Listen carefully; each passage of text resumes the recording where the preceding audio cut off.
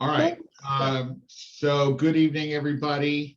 And I'm going to go back a little bit and and look once again at the verse with which we finished off 2 weeks ago.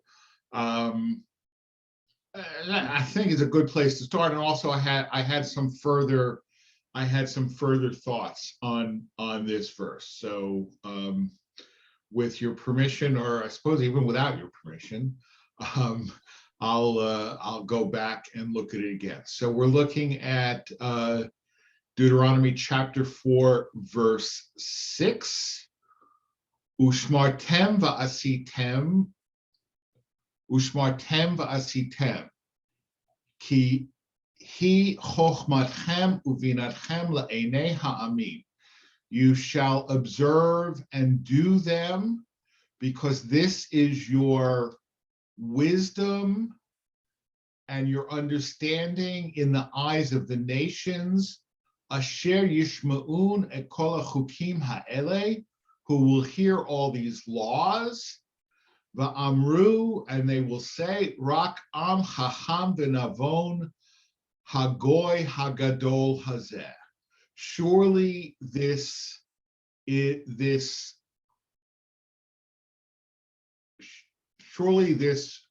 large nation is wise and understanding. Only this great nation is a wise and understanding people. Okay, now if you look at it, this actually doesn't really seem to cry out for an interpretation, right? But Rashi wants to interpret that anyway. Ushmartem zu Mishnah. Okay, this refers to study. Okay, now you notice that word Mishnah, right? So not clear to me exactly what he means by saying Mishnah. Right? The word Mishnah really does mean studying, okay? Like in the Shema, Vishinantam Livanecha, right? And that's it's the same shoresh, okay? I mean, Shin Nun Hey, maybe Vishinantam, that by doubling the nun, that's where we get like you shall teach them diligently, rather than you shall merely teach them. But it's the same, it's the same shorish, it's the same root. Okay, so but this is study, but it means va'asitem kemashma'o, according to its apparent meaning. Okay, meaning, like, there are certain things, as we've seen, and we've seen over the last several years, but I think, anybody with any sort of modicum of Jewish knowledge knows that there are certain things in the Torah that are understood, in their plain sense of the verse. And then there are things that are understood not in the plain sense of the verse, right? And sometimes almost contradicting the plain sense of the verse. And it's not always clear why you should, how to know when to take it literally and when to not take it literally, right? I mean, bind them for a sign upon the hand, let them be a symbol between your eyes, write them on the doorposts of your house, right? We take those all literally, right? We have tefillin and we have mezuzah, right? But where it says circumcise your hearts, we don't take that literally, right? I mean, there's no inherent reason, right, why we couldn't take, symbol, bind them as a sign upon your hand, write them on the doorposts of your house as non-literal, right? There's no reason why we couldn't take that as non-literal, but for some reason the tradition takes that literally, right? For that is your wisdom and your understanding in the eyes of the people. Through this, you will be considered wise and understanding in the eyes of the peoples. Okay, now it occurs to me that there might be something going on here. Okay, because like I said, the verse doesn't seem all that obscure, right? It doesn't seem all that obscure. So what's going on? Why does Rashi feel called upon to comment and to say specifically what he is saying here? Okay, and Marsha, I know you have that look like you're trying to figure it out. All right, you can unmute. We can, I mean, we're a small enough group that I don't think. Got it. Okay. Yeah.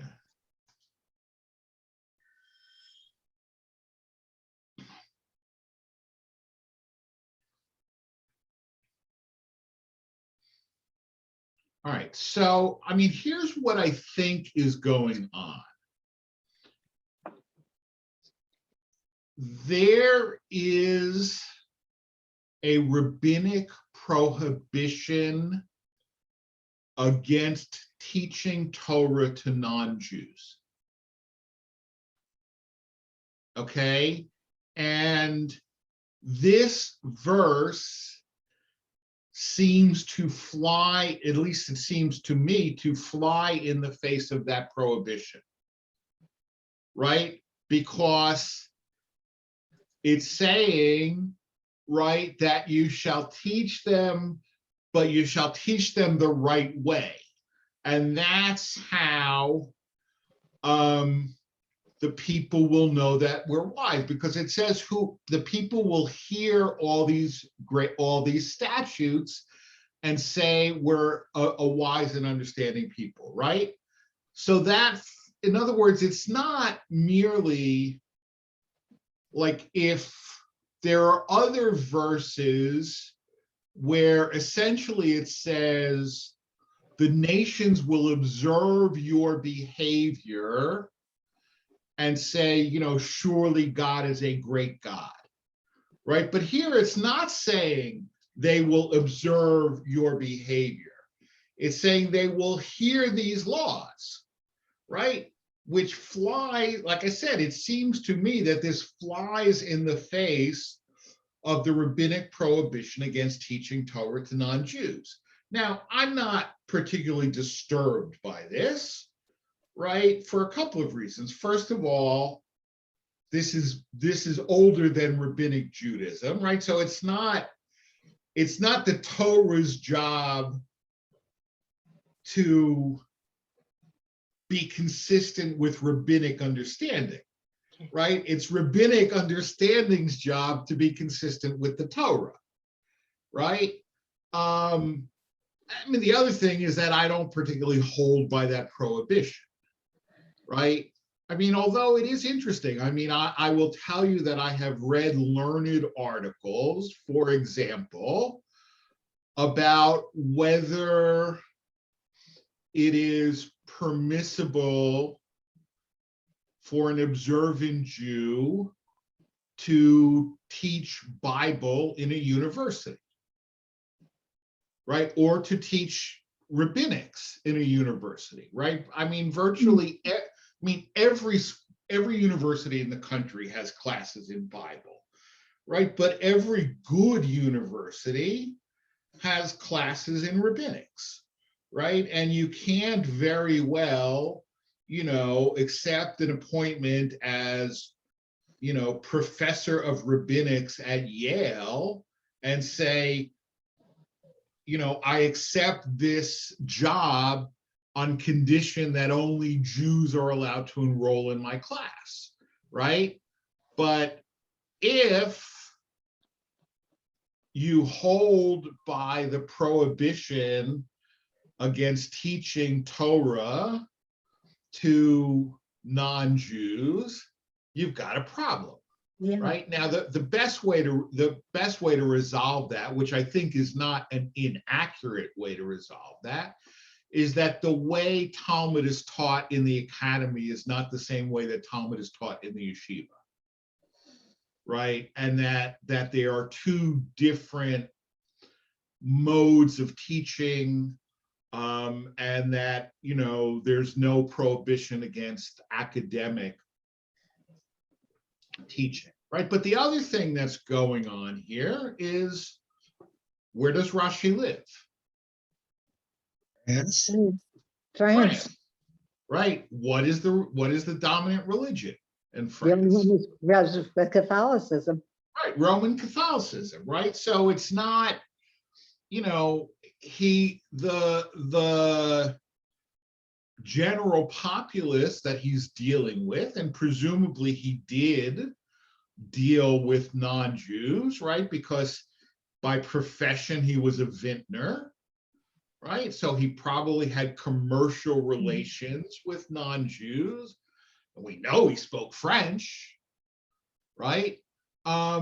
So, you know, it's not necessarily that he is teaching Torah to non-Jews, but he knows that the people that he's writing for are coming into contact with non-Jews who are familiar with the Bible, right? So I think this is kind of a caution that, A, if you are discussing Bible with your Christian neighbors, you are obligated to present it according to the traditional Jewish understanding, A.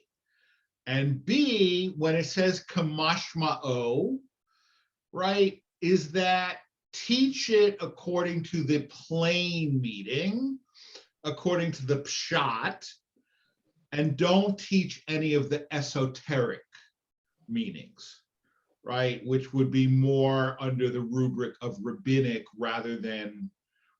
understanding rather than the simple pshat. I think that's what, I have no evidence for this other than, you know, my own sort of sense of what I think is going on.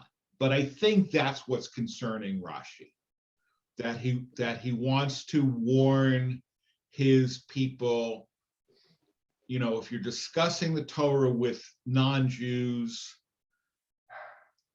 teach it according to the traditional Jewish understanding and don't get into the esoterics, only the pshat.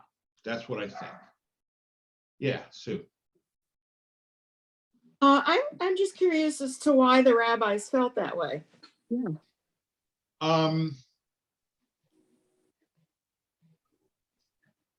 Well,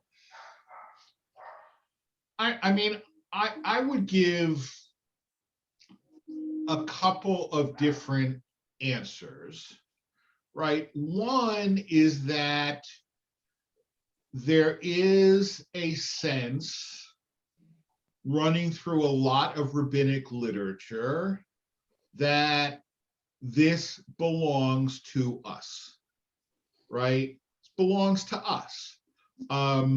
So there is a statement in the Talmud, for example,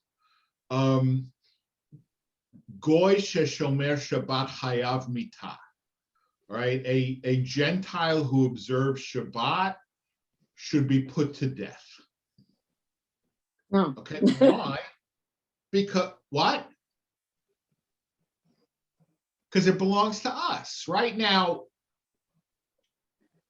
this is hyperbolic, right? I mean, I don't think that at any point in time, the rabbinic courts actually had the ability to put Gentiles to death for observing Shabbat, right? But having said that,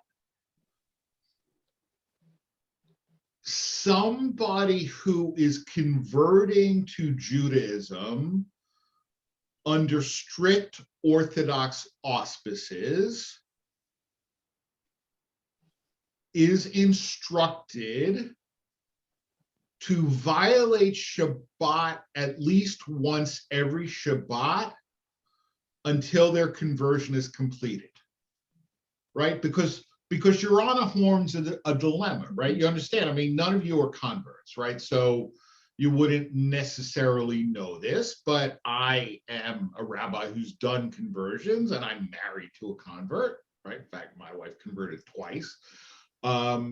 So it's a dilemma, right? Because until you've converted, you're not Jewish, right? But you don't go overnight from not observing anything to observing everything, right? You have to learn how to do it. And how do you learn how to do it? You learn how to do it by doing it, right?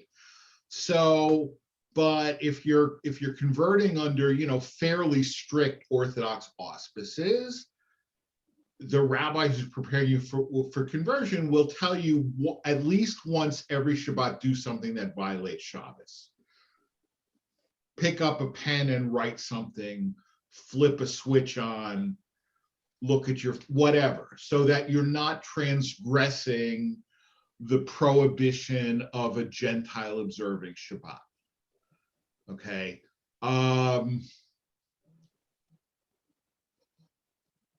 So, you know, it belongs to us, but I think there's also the fear. Remember that, I mean, and we pay, I think, too little attention to the fact that, you know, I mean, if you look at the relationship between Judaism and Christianity, right? So the sort of the standard understanding is Judaism, and then Christianity grew out of Judaism, right? That's sort of the standard understanding. It's wrong. What you had was biblical religion, out of which grew rabbinic Judaism and early Christianity, roughly at the same time, right? Roughly at the same time, but it's not like once the two branches split off, that's the end of the story, right? There is still this interplay between Judaism and Christianity, right? That's going on for hundreds of years. I mean, I would say, in fact, it actually never stopped, right? But the Mishnah and the Gospels, and then the early church fathers are roughly contemporaneous with each other, right? And they're rivals, right? And so, you know, there's also been this history of either apostates or Gentiles who learn Judaism in depth and then using that against the Jews, right? So I think again, you know, I mean, one of the things is that we know the laws, but we don't always know the reasons behind the laws, right? But I think that there is a fear that by teaching rabbinics to non-Jews and by teaching the esoteric meanings to non-Jews, that somehow this is not going to be good for the Jews, right? And if you look, for example, I mean, you know, this is kind of past, right? But in like the 90s, I think it was, when Kabbalah was all the craze, right? I mean, Madonna was into Kabbalah and Ashton Kutcher, and right, they like a lot of famous non-Jewish entertainment people were into Kabbalah, right? Or into what they thought was Kabbalah, right? But from within the Jewish community, right, one of the objections was you're not supposed to teach this stuff to non-Jews, right? And there, look, there is stuff. I mean, frankly, there is stuff that you don't want non-Jews to know about, right? Because I mean, our tradition has its ugly side also, right? Now, I mean, I wouldn't necessarily. There are things that I wouldn't necessarily want to teach to non-Jews, right? I mean, now having said that, I record all these classes, I put them up on the internet, right? I mean, not too many people watch them, but they're there, right? But for example, black letter halacha, right? Are you allowed to violate Shabbat to save the life of a non-Jew? Yes or no? I'm gonna say yes. I would say yes. Okay, why? A life is a life. I agree. Correct answer, wrong reasoning. Okay. The reason that we are allowed to violate Shabbat to save a life is Halel alav Shabbat achat kadesha yishmor Shabbatot harbe. Right, violate on his behalf one Shabbat so that he may observe many Shabbatot. Right? That obviously doesn't apply to Gentiles. Mhm. Right? So, based on that understanding of why we violate Shabbat to save a life, we would not violate Shabbat to save a Gentile. Nevertheless, the halacha arrived at a bottom line that we do violate Shabbat to save a Gentile, but why? Because if non-Jews knew that Jews would not violate Shabbat to save the life of non-Jews, this would be bad for the Jews. Right? Because it would cause anti-Semitism. Yeah. Right? So, save the life of a non-Jew, not because the life of a non-Jew has intrinsic value, but because if it became known that we wouldn't do that, it would cause anti-Semitism. Causing anti-Semitism is bad for the Jews. Right? So we get to the right place. We get to the right place. We get there in a rather unattractive manner. Right. Right? Right. Mhm, right. I'm not sure that me going from church to church teaching about this law would be good for the Jews. It wouldn't be, right? So there is, now having said that, look, this gets back to Rashi, right? If you're going to teach it correctly, right? And in a certain sense, pragmatically speaking, there's no point in refraining from doing this teaching because it's not like translations of all of this aren't widely available for free on the internet, right? I mean, in fact, the first publicly accessible English translation of the Talmud on the web was put up by an anti-Semitic group. Okay, because they wanted everybody to be able to see all the horrible things in the Talmud. Right, I mean, that was the very early days of the web. Okay, and obviously, I mean, there's Sefaria, which is this incredible tool, which has like literally everything, and it's all free, and it's under Jewish auspices, under pluralistic Jewish auspices, and it's great, right? But there is stuff, but the point is that we can't keep knowledge away from people like we might have been able to do, 1,000 years ago when none of this stuff was translated. All right. Questions, comments? All right, let's go on to the next verse.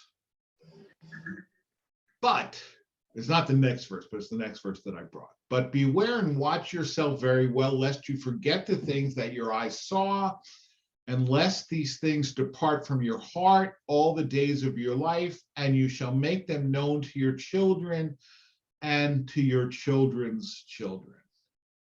Okay, but beware lest you forget the things, only then when you do not forget them and will do them in their proper manner will you be considered wise and understanding. But if you distort them because of forgetfulness, you will be considered fools. Okay, so I think this is in line with my understanding of what Rashi's trying to accomplish here, right? To warn us, if you're gonna teach this stuff to your non-Jewish neighbors, do it correctly, do it according to the normative Jewish rabbinic understanding, right? Not stuff that you just make up, on your own. All right. The day you stood before the Lord your God at Horeb, when the Lord said to me, assemble the people for me, and I will let them hear my words, that they may learn to fear me all the days that they live on the earth, and that they may teach their children. Okay, the day you stood. This refers back to the preceding verse, which your eyes saw. On the day that you stood at Horeb, when you saw the thunder and the torches. Right, so that's what he's talking about. Remember, what was revealed. Horeb is another word for Mount Sinai. Okay.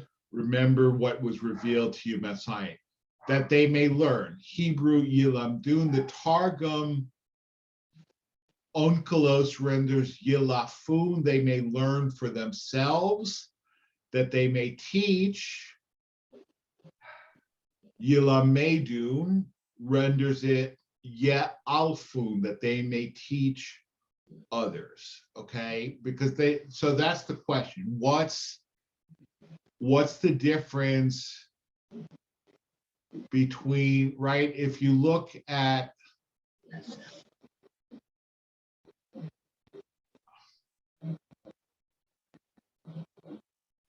Asher Yilmadu Lira et Oti et Kol Yamim Asher Hem Chaim Ad Adam Ve'et B'neihem Yilamedu.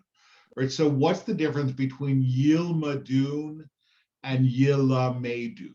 Right. That's what Rashi's asking. Right. And so he's gonna look at Onkelos. Onkelos is the Targum. Right, the Targum is the sort of normative Aramaic translation. Okay, but it's not really a translation. It's a paraphrase, but it's a paraphrase sometimes. I mean, sometimes it's just a translation, but sometimes it's kind of like the Art Scroll translation, right? It's a paraphrase.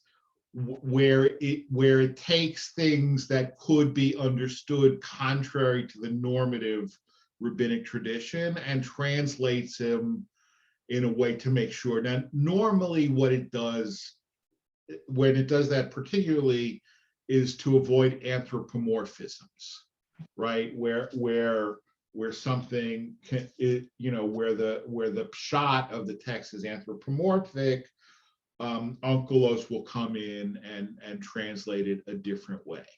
But if you, I would say the following: if you want to know what the Hebrew really means, Onkelos is not necessarily your best source.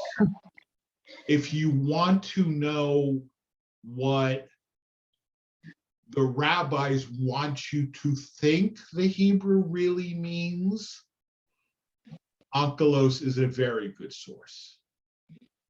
Okay, you understand the point that I'm making, right? And so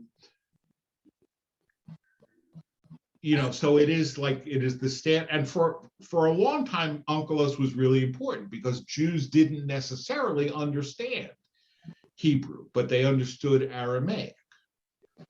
Right? I mean, why is the Bavli in Aramaic? Right? Mm-hmm. Because people didn't understand Hebrew all that well. Right? I mean, when we have in the Gospels, right, quotes that are attributed word for word to Jesus, it's Aramaic. Mm-hmm. Right? It's Aramaic. It's not Hebrew. It's Aramaic. Right?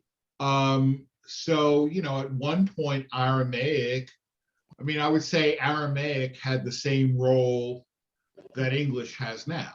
Mm-hmm. Right? That it was, there's certainly, I think, many more Jews in the world who know English than know Hebrew. Right? Although that's probably starting to catch up. Yeah. Right? Because there are probably more Jews in Israel than there are in the United States, depending on how you define Jew and depending on how accurate the demographic stuff really is.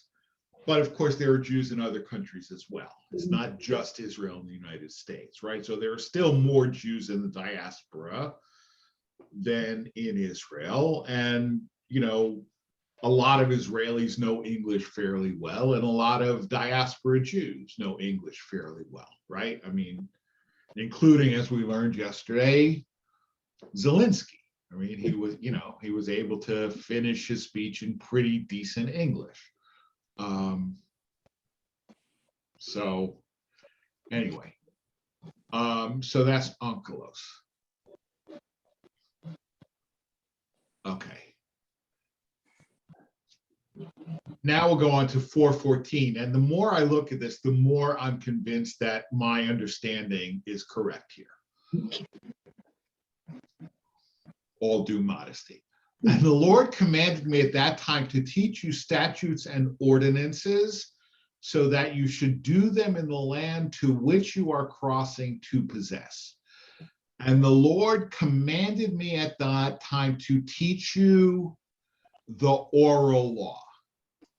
Right? Now, why is it necessary for Moses to teach them the oral law? Because it wasn't written down.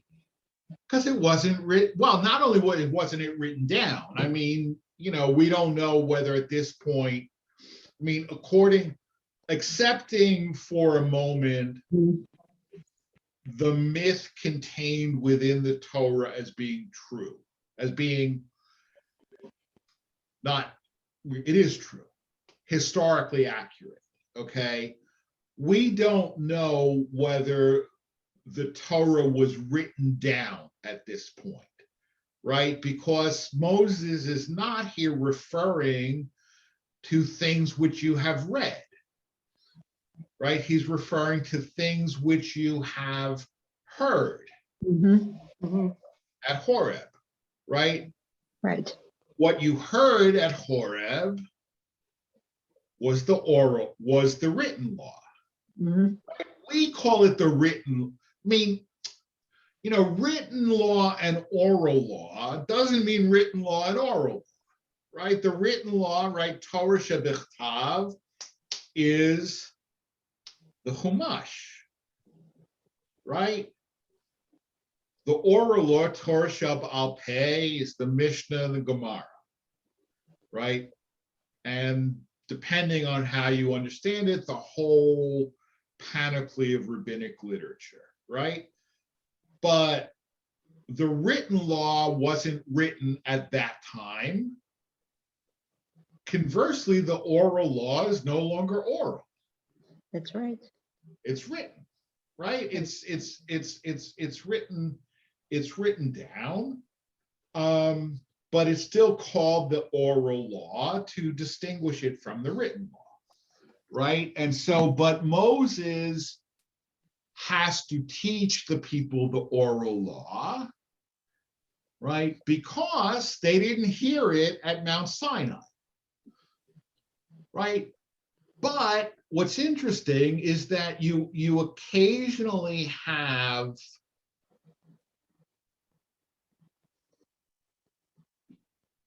mitzvot, or rabbinic mitzvot, or rabbinic understanding of mitzvot, right, that are not explicit in the Torah and are not really sort of developed in the Torah. They're just assumed to be the case, right? And if the Talmud is saying, how do we know this? Often the answer is Halachala Moshe Misinai, right? It was a law revealed to Moses at Sinai, right? But it wasn't written down anywhere. I mean, I'll give you an example of Halachala Moshe Misinai. Right, is that like I have on occasion discussions / arguments with Jews who say, I keep kosher as prescribed in the Bible. Okay, meaning what? That they don't eat non-kosher species, but they'll eat meat that's not kosher slaughtered, right? And the rationale behind that they give is that that's what the Torah commands. The Torah commands that we don't eat certain species. It says nothing in there about how we slaughter, right? Now, does it say anything in there about how we slaughter?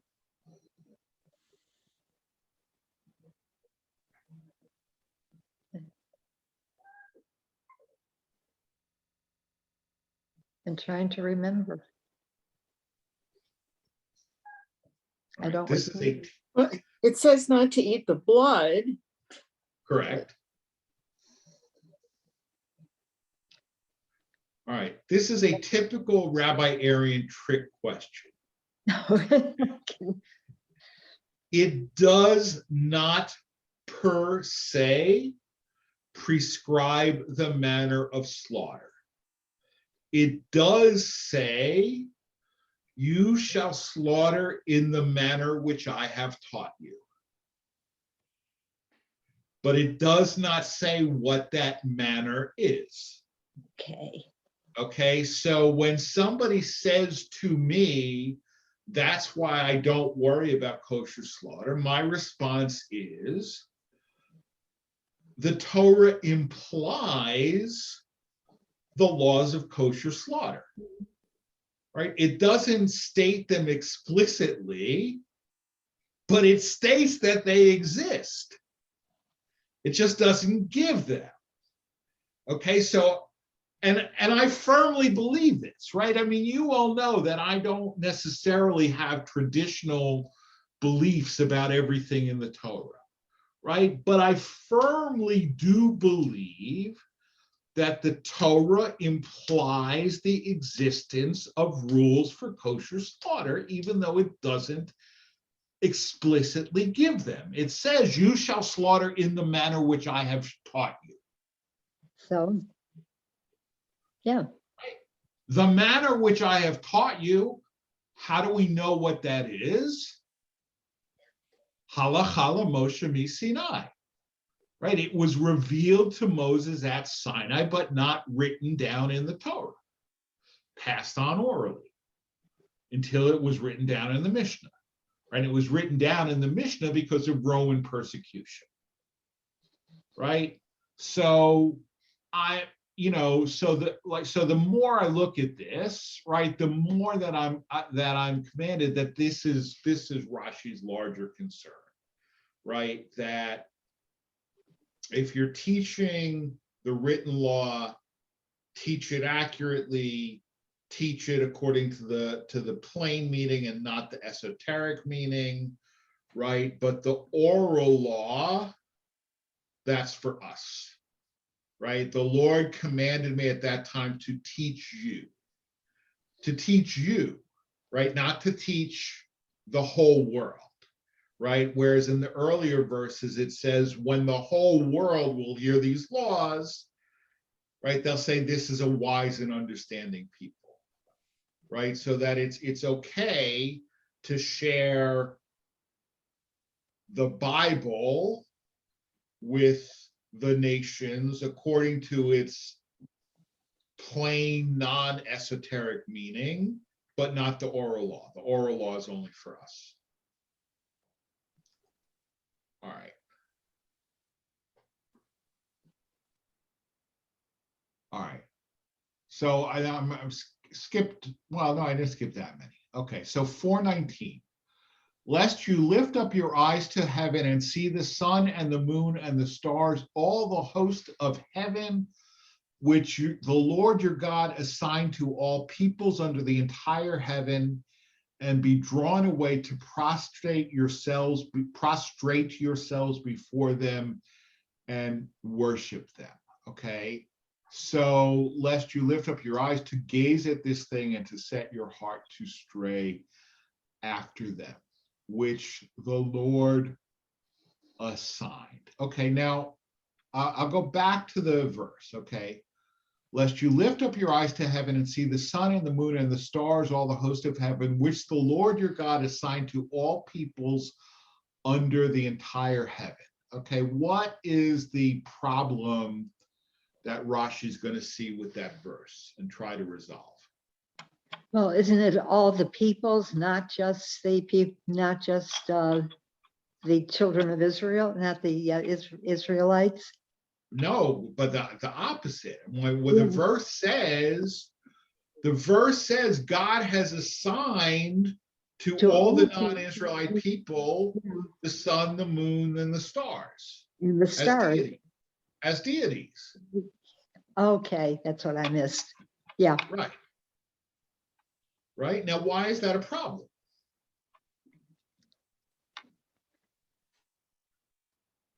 Because it would draw them away from the worship of the true God.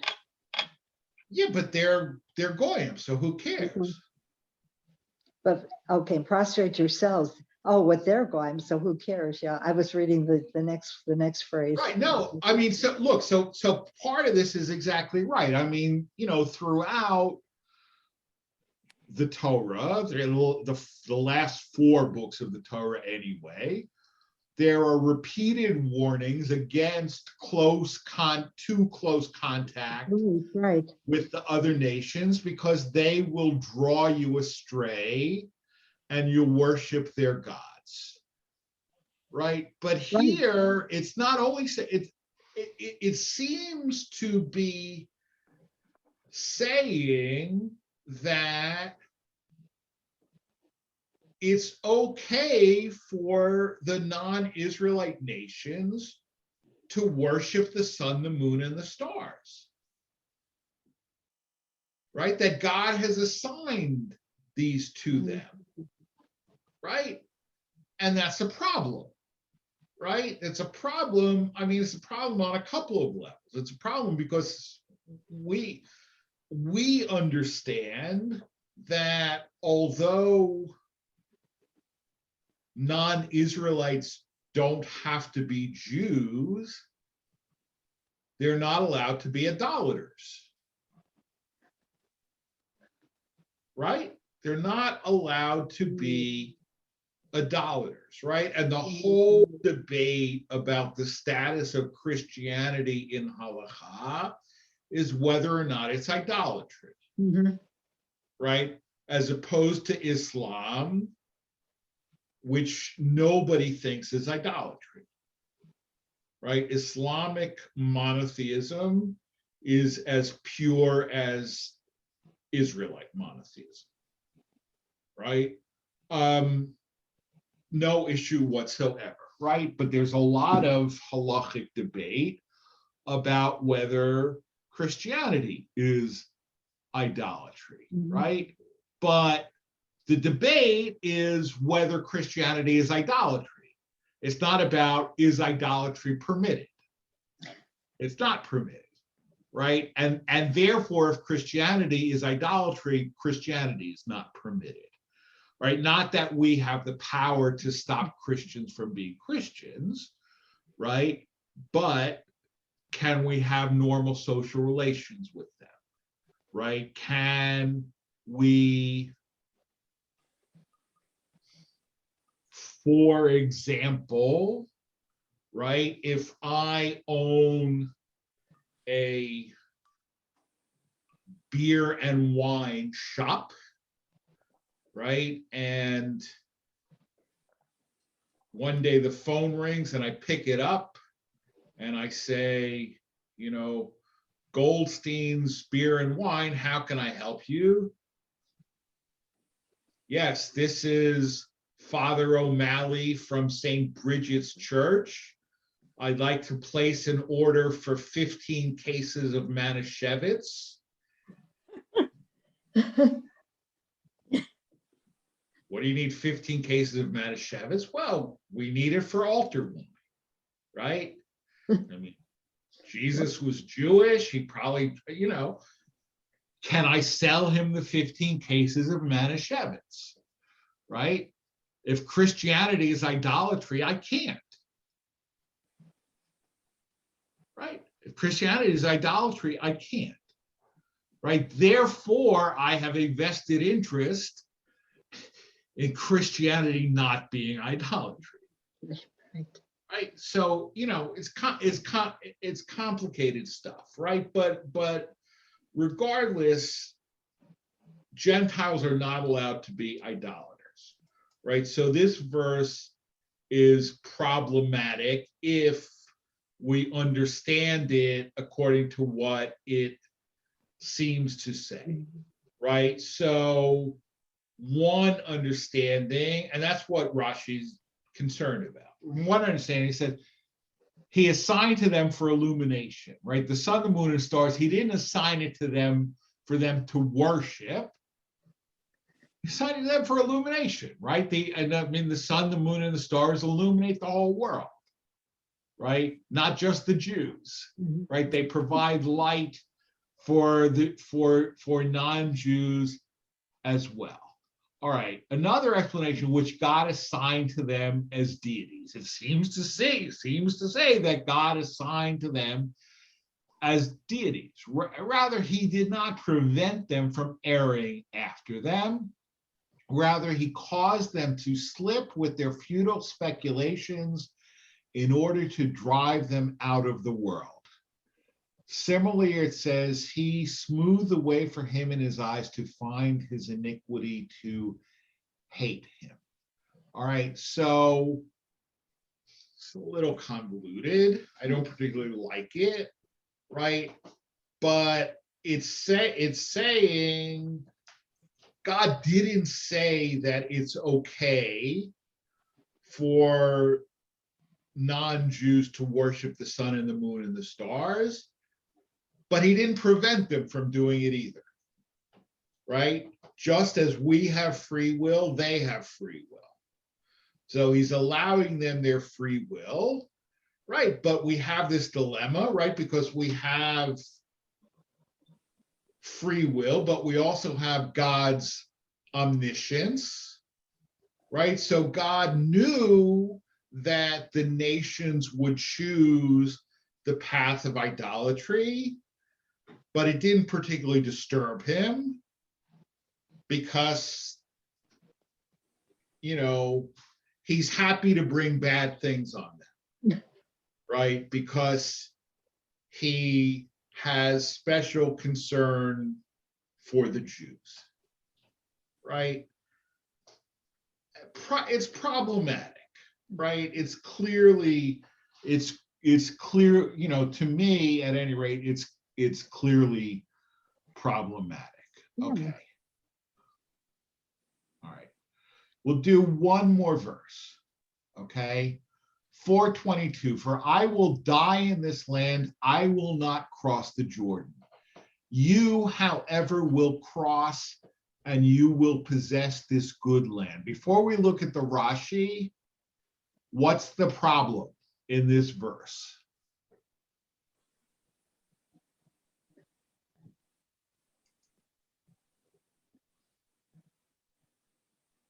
How does Moses know it's a good land? He knows it's a good land because 2 weeks ago, God showed it to him. Yeah. Right? If you remember, he pleaded with God, please let me see the land. Right? And God said, okay, you can see it. So he took him up to the mountain and he showed him the land. Okay. Right? So Moses has seen it. When he said, let me see it, he meant, let me enter it. But he only said, let me see it. And God said, right, remember, you see with your eyes, not with, right? You see, like we used to say as kids, right? If someone, let me see your ball. Okay, here it is. No, you see with your eyes, not with your hands, right? But he also knows because God has told him. Right? I mean, that's the whole dilemma of the spies in the first place, right? God told them. Why did they need to send spies? Right? Because they didn't believe God. That's why. But it's not that God didn't tell him, right? But that's not the problem. Moses says, I will die in the land, I will not cross over. Okay. The Jordan. Well, he's buried. He's not buried in the land. Right. It's superfluous. Yeah. I will die in the land, I will not cross over. You can't do it. Right? If you're going to die in this land, of course you're not going to cross over. Why do you need to say that? Right? Remember, according to the rabbinic understanding, there is nothing superfluous in the Torah. Right? So if Moses says, I'm going to die here, I'm not going to cross over into the promised land with you. I'm not going to cross over into the promised land with you is superfluous. Right? Because I will die here. Well, if you're going to die here, of course you're not going to cross over into the promised land. So it's superfluous. But it's not superfluous because I will die here and I will not cross over even after I'm dead. Right? Even after I'm dead. That's what the I will not cross, right? Since he was to die, how could he cross? Right? But rather he meant even my bones will not cross, right? Which is in fact precisely what happens, right? He dies on Mount Nebo and God buries him, right? So his tomb is somewhere in Transjordan, right? It's not in Eretz Yisrael, right? So it's not superfluous. I'm going to die in this land and I'm not going to cross over even dead. I'm not going to cross over. Right? That's what this verse means. All right. Questions, comments? Thank you, No, sir. Thank you. Thank you. Thank you. and Shabbat Shalom. Shabbat shalom. Shalom. Shabbat shalom. Good to see you, Marcia. Always good to see all of you. Yes. Yeah. Nice and warm there now, right? Right, it was very warm today, but it's changing. Every day. Here Yeah, too. it's getting cold again. Anyway. Colder. All right. Lila Okay. Tov. Lila Take care. Tov.